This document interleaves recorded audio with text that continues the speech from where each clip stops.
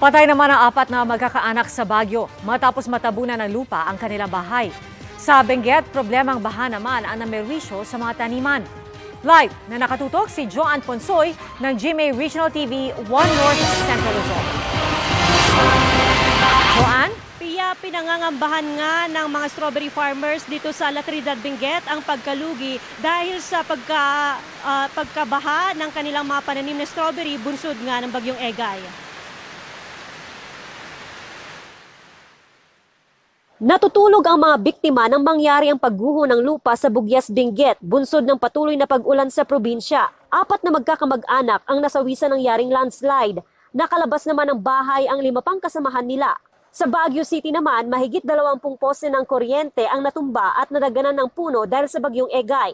Nagdulot ito ng kawalan ng supply ng kuryente sa buong lungsod at ilang bahagi ng Benguet simula pa noong Martes. May ipinatayong free charging station sa mismong tanggapan ng Benguet Electric Cooperative para makapag-charge ang mga residente ng kanilang cellphone at ibang gadget. Sa ngayon, 60% ng restored ang supply ng kuryente sa Baguio at ilang bahagi ng Benguet. Kita rin ang epekto ng bagyong Egay sa pamosong pasyalan sa Baguio City. Nabuwal at natumba ang mga puno sa parke dahil sa lakas ng hangin ng bagyong Egay. May scheduled clearing operations ang City Environment and Management Office. Nagmistulang lawa naman ang taniman ng strawberry sa La Trinidad, Benguet matapos malubog sa baha. Dahil sa pagkababad sa ulan, nasira ng ilang bunga ng strawberry. Yung bunga na lusaw, tapos lumubog uli yung tubig, umangat. Kumusta yung mga bunga? Wala na, sira na, ganito na. Wala na. Hindi na mapapaki na nga. Wala na. Pati yung green, sira na. So, lugi na na eh. Lugi na wala na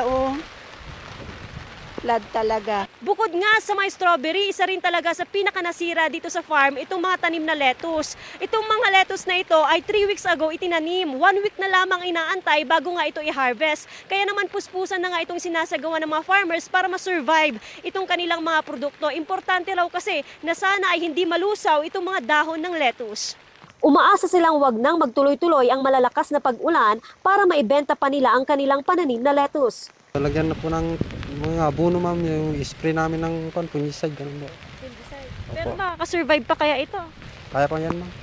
Basta matakpan ng ganyan, ma'am. Plastic. Opo. We are just waiting for the assessment of Municipal Agricultural Office kung ilan yung crop damages natin. Ilalapit sa Department of Agriculture ang mga apektadong magsasaka para mabigyan nga ng tulong. Bukod sa mga strawberry farmers, ay apektado rin ang ilang cabbage farmers at cut flower growers dito sa bayan dahil sa pagkasira ng kanilang mga pananim. Ngayong araw ay patungo na rin ng GMA Kapuso Foundation dito sa La Trinidad, Benguet at Ilocos Sur para bigyan nga ng tulong ang mga nasalanta ng bagyong Egay. Pia? Maraming salamat, Joanne Ponsoy ng GMA Regional TV 1 North Central Luzon.